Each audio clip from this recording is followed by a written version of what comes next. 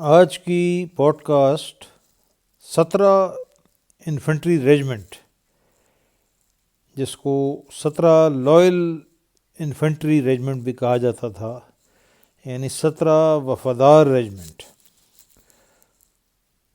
سب سے پہلے یہ عرض کر دوں کہ یہ جو ساری تحقیق اور یہ ساری بات چیت میرے دادا کے جو بڑے بھائی تھے آغا عبدالرؤف، جو CID میں بہت ہی ایک تابڑ توڑ قسم کی شخصیت تھے۔ فرسٹ ورلڈ وار سے پہلے اور بعد انہوں نے بہت کام کیا۔ ان کی خصوصیت پنجاب کی سیکیورٹی کلیئرنس تھی، کیونکہ ان کی فیملی افغانستان سے راولپنڈی ڈسٹرکٹ میں آ کر سیٹل ہوئی تھی، اور پھر فیصل آباد میں ان کو 1899 میں کالونیز میں ستیانہ کے علاقے میں زمین ملی تھی۔ تو فیصل آباد کے اس زمانے میں اس کو لائل پور کہا جاتا تھا۔ لائل پور کے سکھوں کی بھی کلیئرنس کے اسپیشلسٹ تھے، اور ظاہر ہے مسلمان تھے تو ہو سکتا ہے سکھوں کے خلاف ان کے اندر تعصب بھی ہو، یہ تو باتیں ہوتی ہیں۔ بہرحال یہ جو میری ساری کتاب اور تحقیق ہے، یہ آغا عبدالرؤف کے ساتھ بات چیت پر، جو ان کی وفات جو کہ 1982 میں ہوئی، اس ٹائم تک ان کے ساتھ جو بات چیت ہوئی، اس بیس پر میں نے ریسرچ کی اور کتاب لکھی۔ آغا عبدالرؤف بنیادی طور پر یہ کہتے تھے کہ فرسٹ ورلڈ وار کے بعد ایک بڑا خفیہ انالیسس ہوا برٹش انڈین آرمی کا، اور اس کے بعد برٹش انڈین آرمی میں بہت بڑی تبدیلیاں لائی گئیں۔ کچھ چیزوں کے بارے میں تو انگریز پہلے سے تیار تھے، لیکن یہ جو ساری تبدیلیاں ہیں، یہ آپ نوٹ کریں کہ تقریباً یہ فرسٹ ورلڈ وار کے بعد 1918 اور 21 کے درمیان یہ تبدیلیاں لائی گئیں، جس میں بہت بڑی تبدیلیاں کی گئیں برٹش انڈین آرمی میں۔ اور میں کہہ سکتا ہوں کہ ہمارے جو بزرگ ہیں، خاص طور پہ آغا عبدالرؤف، ان کا بڑا ہاتھ ہے ایک تابعدار فوج پیدا کرنے میں۔ کام تو انگریزوں کا تھا، یہاں کے لوگ کہاں کس قابل تھے، کیا ان کی نالج تھی؟ بالکل فارغ لوگ تھے، سوائے چاپلوسی کے اور چغل خوری کے یہاں کے لوگوں کا کوئی کام نہیں تھا۔ لیکن انگریزوں نے 1918 اور 21 کے درمیان جو تبدیلیاں کیں، اس سے ایک انتہائی تابعدار انہوں نے فوج کو تشکیل دیا۔ ویسے تو 1857 کی بغاوت کے بعد وہ کافی کامیاب ہو چکے تھے، لیکن روس کے 1917 کی فوجی بغاوت اور جرمنی میں 1918 کی فوجی بغاوت سے سیکھ کر انگریزوں نے جو انڈین آرمی میں تبدیلیاں کیں، اور تبدیلیاں کیا تھیں؟ انگریزوں نے یہ فیصلہ کیا کہ سب سے تابعدار جو لوگ ہیں فوج میں، وہ گورکھا اور گڑھوالی تو ہندو تو تھے، لیکن مسلمانوں کے بارے میں انگریزوں نے یہ فیصلہ کیا کہ سب سے تابعدار یہ پنجابی مسلمان ہیں، اور تابعداری میں یہ کیا ڈوگرا کیا گڑھوالی ان سے بھی آگے ہیں، جو کہ ہم بات کریں گے۔ سکھوں اور پٹھانوں کے انگریز سخت خلاف ہو گئے تھے، لیکن پٹھانوں میں کچھ قومیں جس طرح یوسف زئی، خٹک اور بنگش، ان میں انگریزوں نے یہ اس تجزیے پر پہنچے کہ یہ پنجابی مسلمانوں کی طرح تابعدار ہیں، اور ان کی کچھ عادات پنجابی مسلمانوں سے بہت ملتی جلتی ہیں، خٹک، یوسف زئی اور بنگش کی، تو ان کو بھی انہوں نے ترجیح دی۔ مسعود، آفریدی اور وزیر قوم کے انگریز مکمل طور پر خلاف ہو چکے تھے، لیکن خانہ پوری کے لیے کچھ آفریدی اور کچھ مسعود کمپنیاں انہوں نے پھر بھی چھوڑ دیں، کیونکہ عیار اور مکار تو بہت تھے، اس لیے انہوں نے کہا کہ نہیں، تھوڑے بہت مسعود تو ہونے چاہیے، لیکن مسعودوں کا بھی بیڑا غرق کر دیا۔ ان کو تقریباً فوج سے سمجھ لیں کہ وہ آٹے میں نمک کے برابر، آپ سمجھ لیں وہ رہ گئے، ان کو فارغ کر دیا، کیونکہ پہلے جنگ عظیم کے تجزیے کے بعد سکھوں سے سب سے زیادہ ڈر گئے تھے انگریز، اس کے بعد قبائلی پٹھانوں سے، جن میں مسعود، وزیر اور آفریدی سرکردہ تھے، اور ہندوستانی مسلمانوں کے اور ہندوستانی ہندوؤں کے بھی انگریز کافی خلاف ہو چکے تھے۔ اس کی وجہ یہ تھی کہ سکھوں کی تو ایک بہت بڑی بغاوت ہوئی تھی 1915 میں لاہور میں 23 کیولری میں۔ ہندوستانی مسلمانوں نے ایک بہت خطرناک بغاوت سنگاپور میں کی، جس کے بعد انگریز ان سے بدظن ہو گئے۔ اور یہ بھی کہا جاتا ہے کہ کچھ جب انگریزوں کی مدد میں کچھ جو وہاں کے مقامی انڈین تھے، اس میں کہتے ہیں کہ ایک پاکستان کے نشان حیدر کے بھی رشتہ دار جو گجرات کے رہنے والے تھے وہ بڑے سرگرم تھے۔ یہ بھی میرے ایک رشتہ دار نے جو CID میں سنگاپور میں پوسٹڈ تھے، ان کے آگے پھر خاندانی روایت چل رہی ہے، یہ کافی تذکرہ ہوتا ہے۔ بہرحال انگریزوں نے یہ فیصلہ کیا کہ یہ تنظیم نو ہمیں کرنی چاہیے، اور یہ جو آج پوڈ کاسٹ ہے 17 ریجمنٹ کے بارے میں، یہ بھی اسی سلسلے کی ایک پوڈ کاسٹ ہے۔ یہ جناب میری کتاب ہے political consequences of first world war on British Indian armies class composition and myths about class composition. اس میں پاکستان کے کچھ حضرات ہیں، جس طرح جنرل فضل مقیم، انہوں نے بہت بڑے بڑے جھوٹ بولے، جیسے کہا کہ مسلمان سب سے زیادہ تھے فوج میں، بہت بڑا جھوٹ۔ شوکت رضا نے بھی یہ جھوٹ بولا، فرماتے ہیں کہ 70% مسلمان تھے برٹش انڈین آرمی میں۔ پھر فضل مقیم نے ایک اور جھوٹ بولا کہ کوئی آل انڈین مسلمان ریجمنٹ نہیں تھی، جو کہ سراسر ایک غلط بات کی انہوں نے۔ شجاع نواز نے بھی یہ غلط بیانی کی کہ پنجابی مسلمان زیادہ تھے۔ وہ کس طرح زیادہ ہوئے وہ ہم بات کریں گے نا اس کتاب میں، لیکن اصل حقیقت یہ نہیں تھی۔ بہرحال یہ کتاب میں نے لکھی، یہ Amazon بکس پہ مل جاتی ہے، کوئی بھی آدمی اس کو پڑھ سکتا ہے۔ آج ہم بات کریں گے 17 انفینٹری کی۔ اب 17 انفینٹری ایک 100% ہندوستانی مسلم راجپوت یونٹ تھی، جس کے سپاہیوں کا تعلق UP اور مشرقی پنجاب سے تھا۔ ابھی مشرقی پنجاب میں نوٹ کریں کہ کچھ ضلع جن کو 1857 کی بغاوت کی سزا کے طور پر پنجاب میں ڈال دیا گیا، انہیں نان پنجابی ڈسٹرکٹ کہتے تھے۔ یہ کئی لوگوں کو یہ بات نہیں پتہ۔ ابھی روہتک، گڑگاؤں، حصار، کرنال جو موجودہ ہریانہ ہے، ان کا پنجاب سے کوئی تعلق نہیں تھا، نہ وہاں پنجابی تھے، نہ پنجابی بولتے تھے۔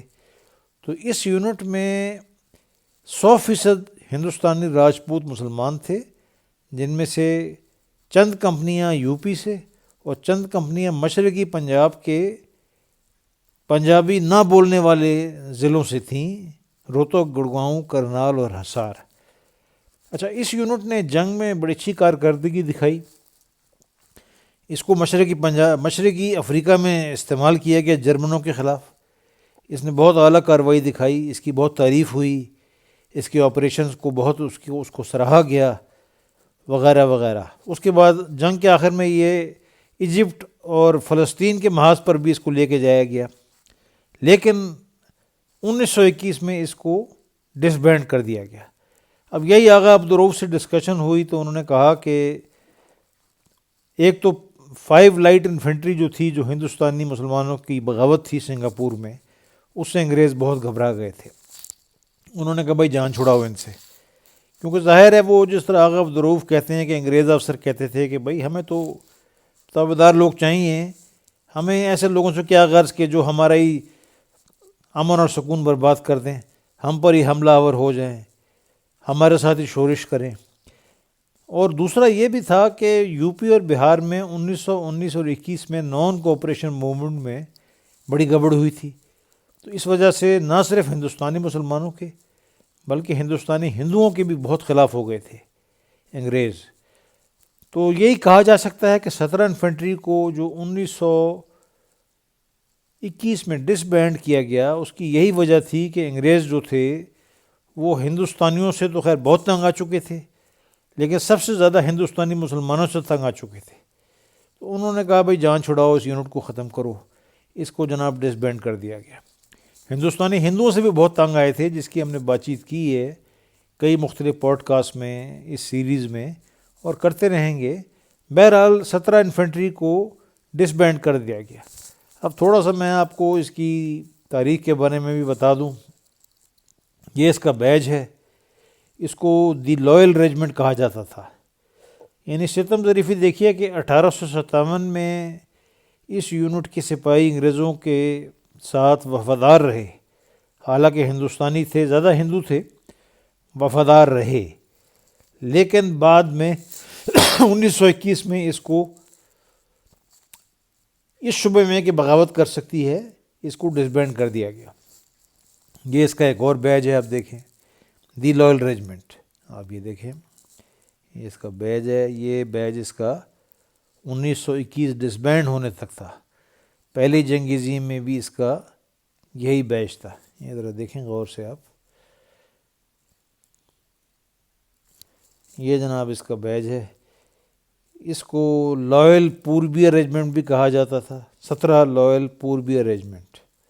پوربیہ اس لیے کہ یو پی اور مشرقی پنجاب کے نان پنجابی ڈسٹرکٹ سے اس کے مسلمان راجپوتوں کا تعلق تھا. تھی 100% مسلم راجپوت ریجمنٹ. اچھا، comprised 8 companies of non Punjabi Muslim Rajputs from the eastern Punjab and Hindustan. Hindustan سے مراد یو پی اور بہار وغیرہ. اچھا، 1858 میں اس یونٹ کو بنایا گیا.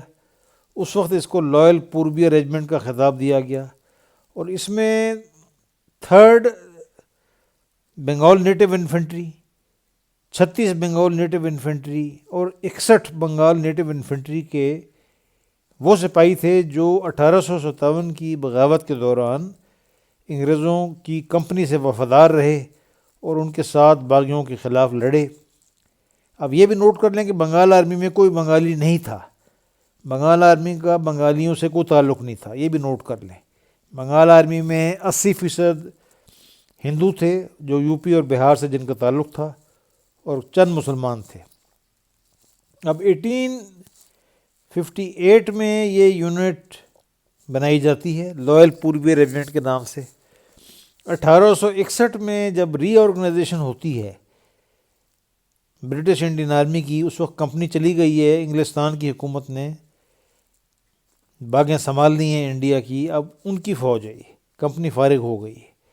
1861 میں اس کو 17 regiment of Bengal native infantry کا خطاب دیا جاتا ہے. نوٹ کر لیں کہ بنگالی کوئی نہیں تھے اس میں، بنگالیوں کا کوئی تعلق نہیں ہے کسی بھی یونٹ کے ساتھ.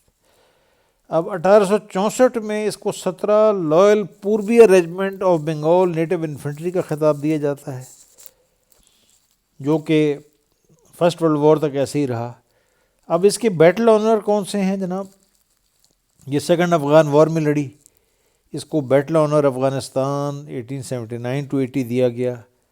سواکن 1885 اور توفریک 1885. یہ سوڈان میں جنگ ہوئی تھی.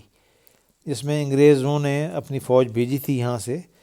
مصر اور سوڈان میں جنگ ہوئی تھی، بغاوت ہوئی تھی، اور یہ جو تابعدار حضرات تھے، تابعدار فوج نے جا کر بغاوت کو کچلا.